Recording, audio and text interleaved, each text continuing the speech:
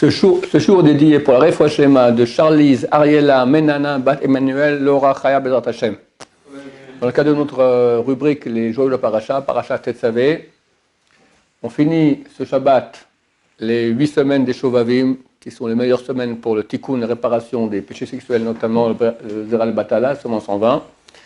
Ça va encore un jour et demi pour faire une grande choua là-dessus, Bezrat Hashem.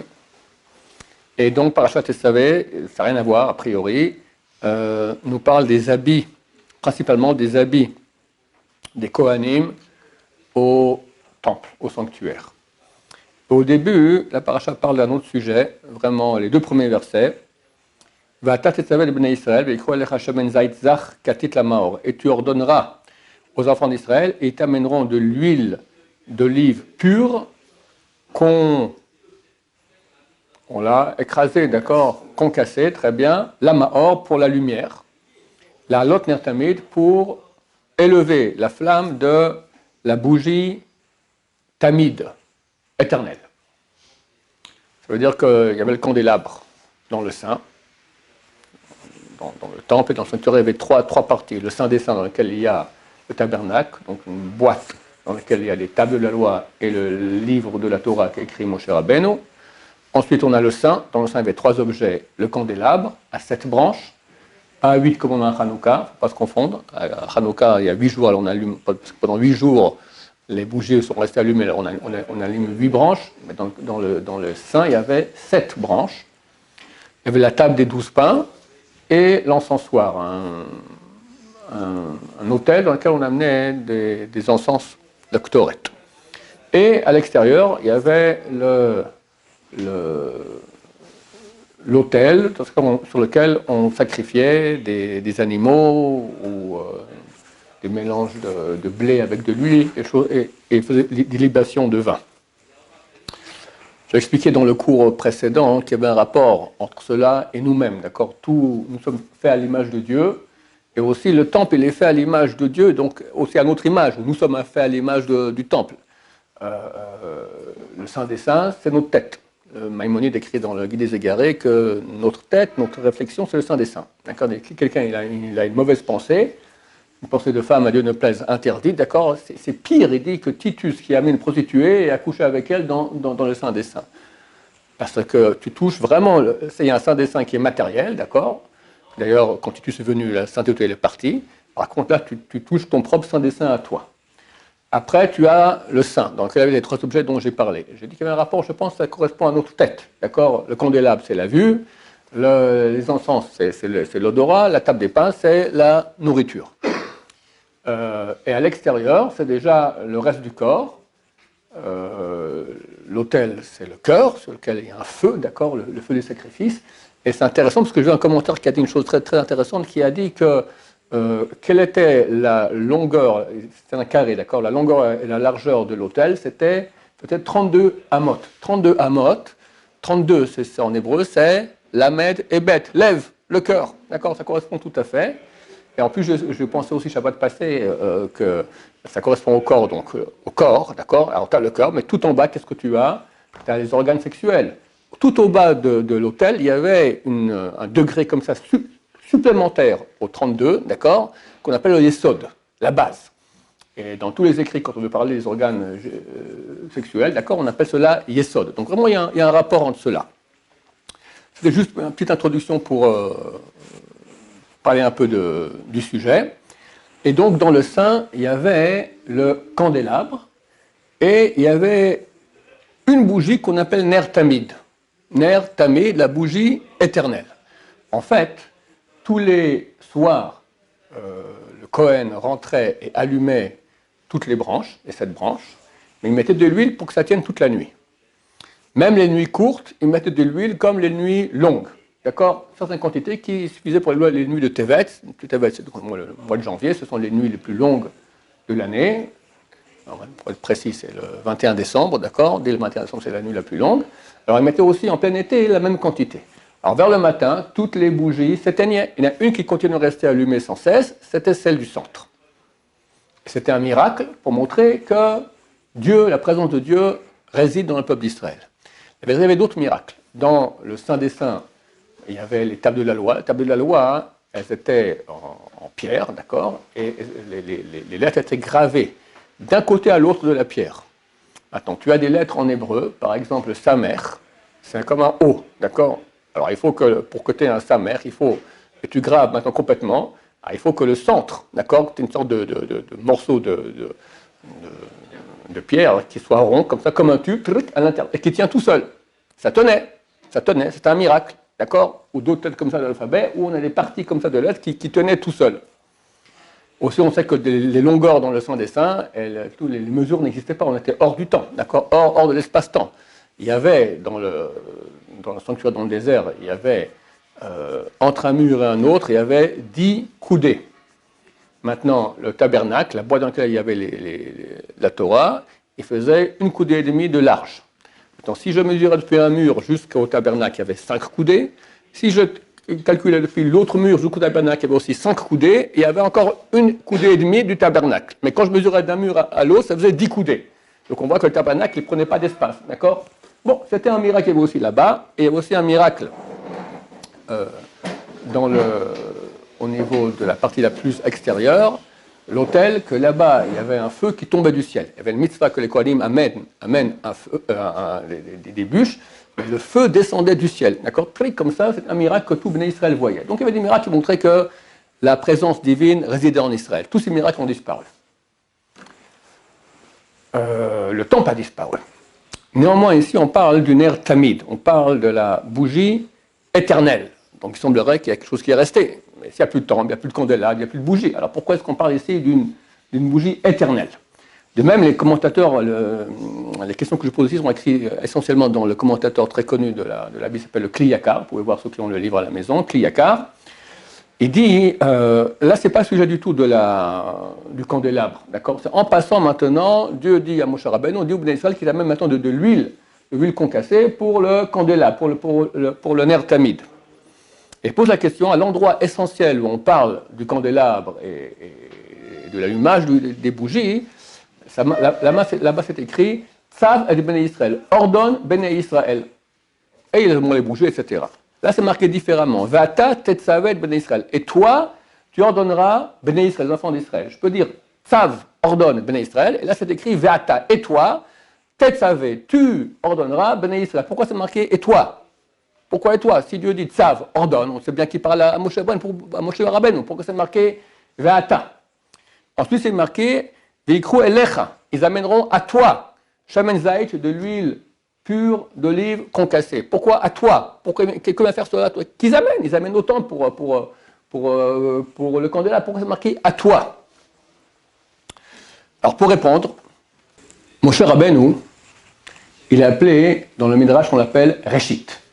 Le premier. Qu'est-ce qu'il a de premier? Quand il est né, toute la maison dans laquelle il est né s'est remplie de lumière. Moshe Rabbeinu, c'est quand même l'être le plus parfait qu'il y a eu sur terre jusqu'à Mashiach, Bezrat Hashem. Et Mashiach, c'est l'âme de Moshe Rabbeinu qui revient aussi. Et il amène la Torah. La Torah est appelée lumière, Torah or, qui est ner mitzvah. Une mitzvah, c'est comme une bougie, ça fait une certaine lumière. Mais la lumière en elle-même, l'état spirituel sans aucun support matériel, s'appelle Torah. Et Moshe Rabbeinu est le seul homme de toute l'histoire qui a réussi à amener la Torah d'Hachem dans le monde. Donc il est vraiment lumière. D'ailleurs, il est appelé dans le Midrash, c'est marqué, dans la Gemara même, c'est écrit Moshe Rabbeinu ki pnei chama, pnei Moshe ki pnei chama. La face de Moshe, c'est comme la face du soleil. Yoshua, c'est marqué, il était comme la lune. Lui reçoit la lumière de Moshe Rabbeinu. Moshe Rabbeinu est la source de toute la lumière spirituelle. D'ailleurs, on appelle sa Torah Torah de Moshe, comme c'est écrit dans le prophète Malachi, Torah de Moshe, la Torah de Moshe, de Moïse. Et tous les sages d'Israël, de tous les temps, reçoivent cette lumière de Moshe Rabbeinu. C'est même écrit que le dirigeant de chaque génération, il reçoit une partie de l'âme de Moshe en lui pour pouvoir diriger la nation. Tous les prophètes qui sont venus après Moshe, ils ont reçu de Moshe Rabbeinu, ils ont reçu cette lumière. Toute la Torah que nous étudions, c'est aussi, on est imprégné de l'esprit de Moshe Rabbeinu. Ça tombe bien, d'ailleurs, cette semaine, il y a eu son Yortzeit, d'accord, l'anniversaire du décès et de la naissance de Moshe Rabbeinu. On ne sait pas si c'est le premier Adar ou le deuxième Adar. C'est aussi le premier Adar, c'est mieux le deuxième Adar, d'accord. Bien que le Mishnah Berurah écrit que les Ashkenazim, eux, quand ils jeûnent, il y en a qui jeûnent le 7 Adar, ils jeûnent le premier Adar.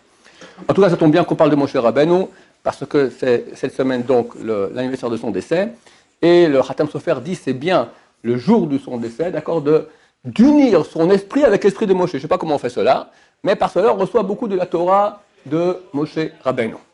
Donc, lorsque la Torah dit Vata tetsavé, et toi tu vas ordonner, ça veut dire que je veux que ça passe par toi, tu vas donner de toi-même. Toi-même, Moshe, ton toi, ce n'est pas ton corps, ton toi, c'est ton âme. Dieu ordonne à Moshe, tu vas maintenant donner de ton âme dans cette huile. Et cette huile, on va l'amener à toi. Comme ça, quand on allumera la bougie, elle va allumer de façon éternelle. Elle a une capacité de lumière éternelle. En tout cas, le premier éternel dont on va parler un deuxième éternel. Le premier éternel, c'est que les bougies s'éteignent le matin, la bougie du centre, elle reste allumée de façon infinie, d'accord, jusqu'au soir. Le soir, on l'éteint, on la rallume de nouveau, etc.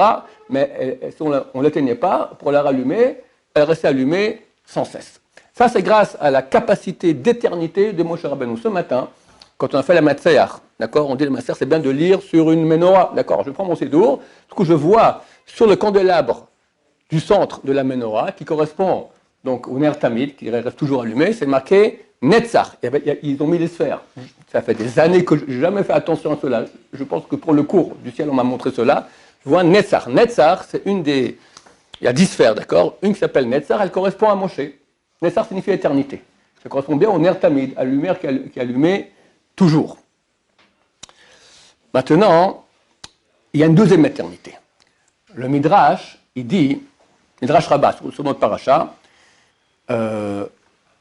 Dieu dit, éclairez-moi comme je vous ai moi-même éclairé. Comment Dieu nous a éclairés? Avec le candélabre qu'on allumait. Il y avait la lumière dans le sein, on rentrait, on voyait ce qui se passait. D'accord? Comme je vous ai éclairé, alors éclairez-moi. Ça veut dire qu'en fait, quand on allumait la bougie du candélabre, on éclairait aussi Hachem. Et là, une notion plus profonde qui s'appelle que, on voit dans Shirat Hayam, Migdash Hachem Konenu Yadecha. Dans la Shirat Hayam, à un moment, on parle du temple, que Machon Yeshivtecha, qui est en face de ta demeure, l'endroit où tu es assis. Ça veut dire qu'il y a le temple en bas, et les sages d'Israël ont dit aussi un temple en haut. Yaakov Avinu, quand il arrive à l'endroit du temple et il dort là-bas, il se réveille le matin et il dit, c'est un endroit terrible, c'est Shara Shamayim, c'est le portail du ciel. Qu'est-ce qu'il y a là, à cet endroit-là? Il y a le temple d'en haut. Il y a un temple d'en haut et un temple d'en bas. Le temple d'en bas, à cause de nos nombreux péchés, a été détruit. Très bientôt, il va être construit Bezrat Hashem. Le temple d'en haut, il continue à être là. Maintenant, de toutes les choses qu'on a faites dans le temple d'en bas, tout a disparu. Il y a une seule chose qui continue, bien que le temple d'en bas ait été détruit, elle continue encore à être dans le temple d'en haut, c'est cette bougie. C'est ça le Ner Tamid.